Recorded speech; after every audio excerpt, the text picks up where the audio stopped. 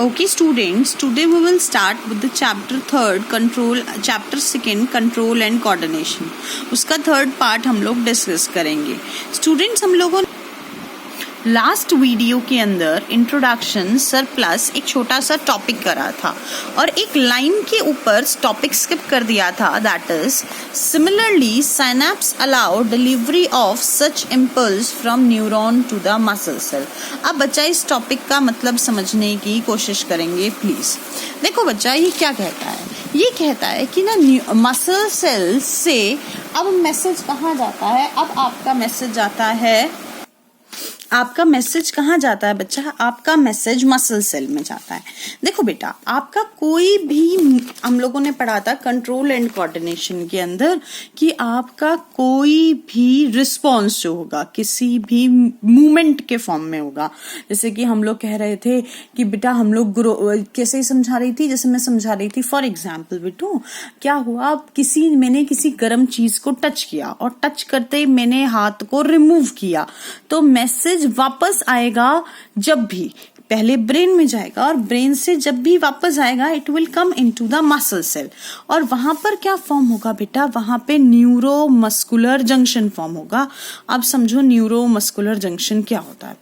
Suppose देखो बेटा, इसका डायग्राम इजी है, कोई डिफिकल्ट डायग्राम नहीं होता है. दिस इज द मसल,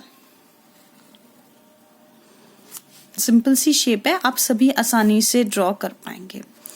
और इस मसल के ऊपर यहां से क्या आ रही है बच्चा? यहां से आ रही है न्यूरॉन. अब जैसे ही न्यूरॉन यहां पर आएगा तो अब इस साइड आने के बाद यहां पर क्या आ जाएगी? एक्सॉन होगा. एक्सॉन के अंदर क्या होंगी बिट्टू? Nerve ending.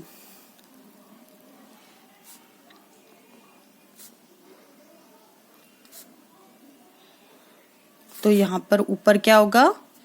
एक्सॉन. और दीज विल बी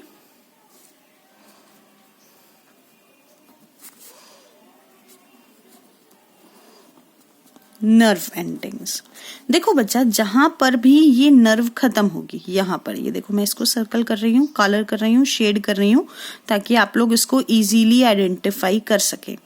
देखो बच्चा, जैसे ही ये कलर्ड पार्ट के अंदर यहाँ पर मैसेज पहुंचेगा, this message will be transfer to the muscle cell. देखो यही मैसेज करा था. Similarly synapses allow delivery of such impulse from neuron to the muscle cell. देखो मैसेज न्यूरॉन से मसल या मसल सेल के पास आएगा. अब देखो बच्चा, जहां पर ये दोनों मिलेंगे that place is known as neuromuscular junction. देखो बच्चा, इस जगह को, जहां पे ये दोनों मिलेंगे, इस जगह को आप क्या कहेंगे? इस जगह को आप न्यूरो मस्कुलर जंक्शन कहेंगे. देखो बेटा, नाम से समझ में आ रहा है न्यूरोमस्कुलर. न्यूरोमस्कुलर का मतलब है न्यूरॉन है, पहली चीज न्यूरॉन, दूसरी चीज मसल, और जंक्शन का मतलब जहां पे जुड़े चीजें. देखो बेटा, आप लोगों ने सुना होगा ना, रेवाड़ी जंक्शन बहुत बड़ा जंक्शन है, रेलवे स्टेशन का जंक्शन है.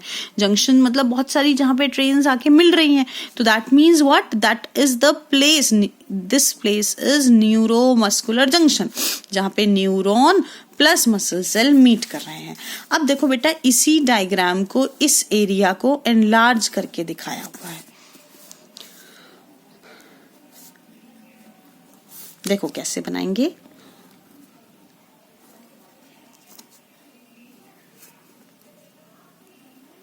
दिस इज योर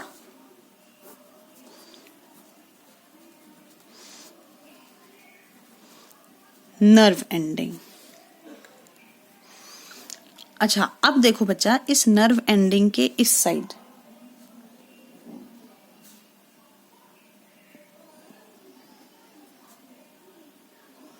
क्या है बच्चा?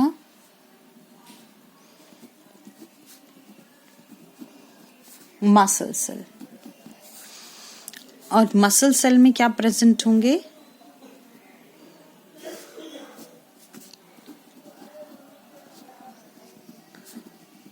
माइटोकॉन्ड्रिया।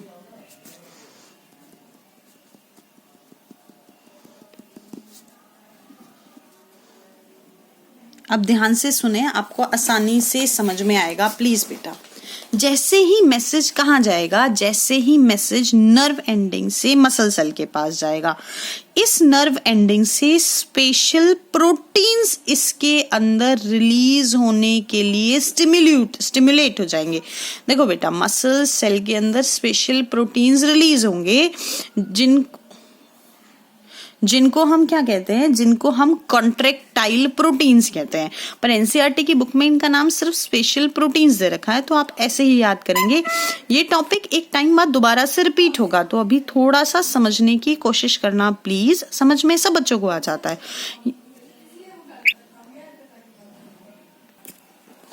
अब ध्यान से समझो बच्चे, हुआ क्या हुआ, ये मैसेज कहां से आया, न्यूरॉन से, न्यूरॉन से नर्व एंडिंग में, नर्व एंडिंग से ये मैसेज गया मसल सेल में।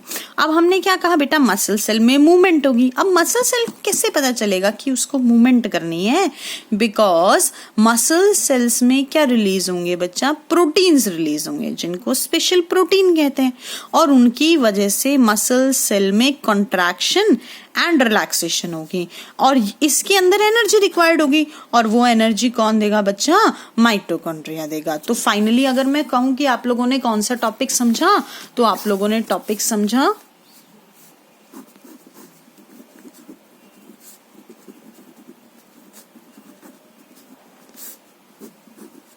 Neuromuscular junction.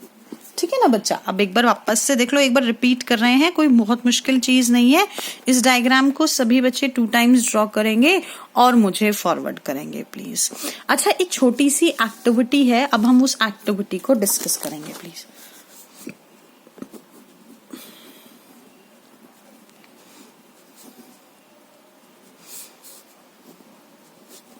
एक्टिविटी क्या कहती है, place some sugar in your mouth and taste it। ये तो बेटा सब बच्चे ना घर पर भी कर सकते हैं, ये तो कोई बहुत डिफिकल्ट एक्टिविटी नहीं है। मीठा अपने मुंह में रखना है और उसको टेस्ट करना है। तो जैसे बेटा शुगर को आप, चीनी को मुंह में रखोगे और टेस्ट करोगे तो आपको ऑफ कोर्स मीठा मीठा टेस्ट आएगा। आपको सेकंड स्टेप क्या करना है, block your nose by pressing it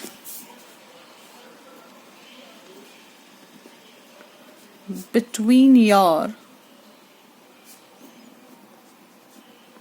thumb and index finger। देखो बच्चा, आपको अपने थंब में और इंडेक्स फिंगर में, ये देखो ये दो पहले से, ये बीच में अपनी नोज को ऐसे प्रेस करना है, और क्या करना है,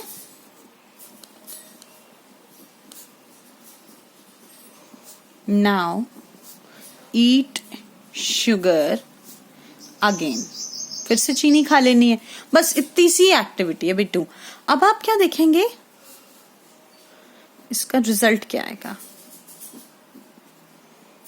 चेक करना आज आप सभी प्लीज, और मुझे मैसेज करके बताना कि ऐसा आप लोगों ने नोटिस किया कि नहीं किया। Result is, there is a difference in taste of sugar. Now sugar का टेस्ट क्या हो गया बेटा, चेंज हो गया। और अगर पूछे तो इसका कंक्लूजन क्या आएगा,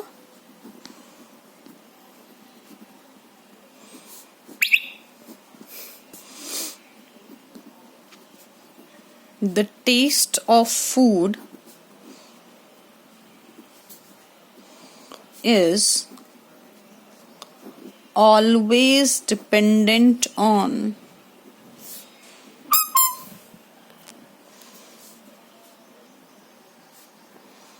स्मेल ऑफ फूड। देखो बच्चा, ये क्या समझाना चाह रहा है कि आपकी दो सेंसेस एक साथ काम करती हैं। पहली टेस्ट, दूसरी स्मेल। हो सकता है आपको ये एक्टिविटी देख के ना ऐसे बिलीव सा नहीं हो रहा हो, नहीं मैम ऐसा कुछ भी नहीं होता है। तो थोड़ा सा रिमाइंडर डालना, जब भी हमें कोल्ड होता है तो हमें किसी भी चीज में टेस्ट नहीं आता है। हम कहते हैं पता है कोई चीज टेस्टी नहीं है, हमें ना कुछ अच्छा खाने का मन कर रहा है। वो ऐसा हमें क्यों फील होता है बिट्टू? जब भी हमें ऐसा लगता है कि सब कड़वा कड़वा हो गया है, ऐसा हमें क्यों फील होता है? क्योंकि उस टाइम पर, कोल्ड के टाइम पर आपकी नोज ब्लॉक हो जाती है, और नोज ब्लॉक होने की वजह से आपका चीजों पे टेस्ट क्या हो जाता है बिट्टू? डिफरेंट हो जाता है।